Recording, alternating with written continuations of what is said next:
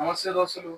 ఇది ఎంత useful video అంటే అంత యూస్ఫుల్ వీడియో. ఎందుకోసం చేస్తున్నామని అంటే ఇగో షర్ట్‌కి మైక్ కూడా ఇన్ చేసుకొని ఈ వీడియో చేస్తున్నా.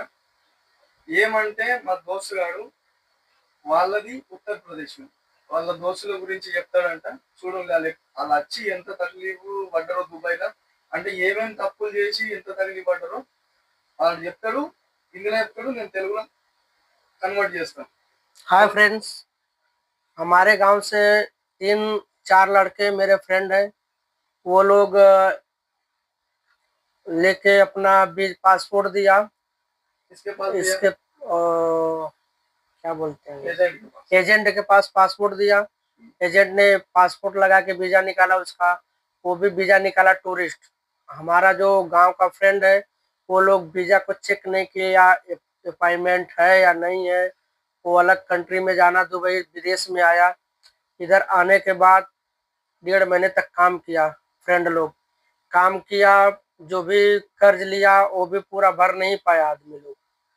हम लोग क्या किया, इधर से कुछ मदद किया और घर से पैसे मंगाया। 1.5 महीने के बाद फिर टिकट कराया, उसके बाद फिर घर पे भेजा। प्लीज़ आप लोग जब भी आते हैं तो उसको अपॉइंटमेंट देख लो, वीजा अपना है, कंपनी का है, कंपनी का सिंबल है, हर एक चीज़ आप लोग एक्सचेंज करके देख लो। अपना गूगल पे सर्च मारो, आप खुद कंपनी के नाम देख सकते हैं।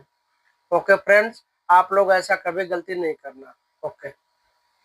ఇప్పుడు వాళ్ళకి ఏం చెప్పిండంటే వాళ్ళ దోస్తులు నలుగురు ఏజెంట్ పాస్పోర్ట్ ఇచ్చారంట.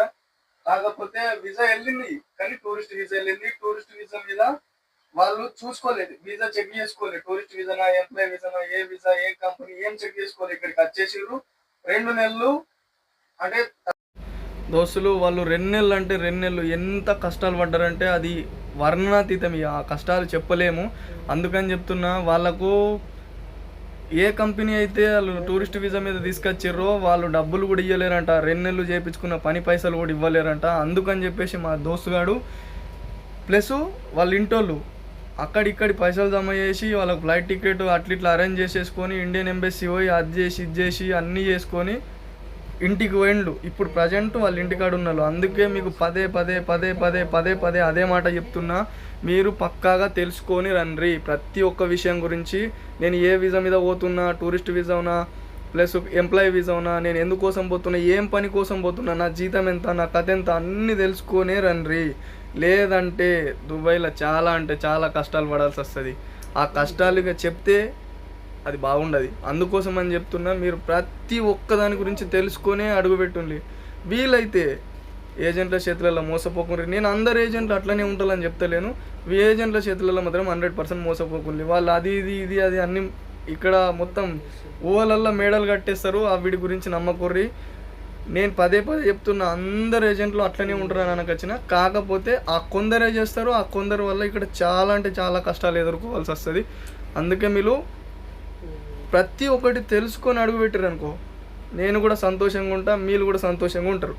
లేదంటే ఇబ్బందులు పడాల్సి వస్తుంది. ఇది మన దేశం కాదు, ఇట్లాంటి దేశం కూడా కాదు. ఇక్కడ ఉండాలంటే దోలు తీరిపోతుంది. అందుకోసం నేను చెప్తాన్నా, మీరు ప్రతి ఒక్కటి తెలుసుకొని రండి. ఒకవేళ నేను చేసిన వీడియోలు, నేను చెప్తున్న మాటలు మీకు నచ్చితే నా ఛానల్ని సబ్స్క్రైబ్ చేయడం మాత్రం మర్చిపోకండి. నా ఛానల్ పేరు DJ Shiva 7151. ఓకే, ఉంటా మరి, బాయ్. అన్నీ తెలుసుకొని రండి. ఇంకోసారి కూడా చెప్తాను.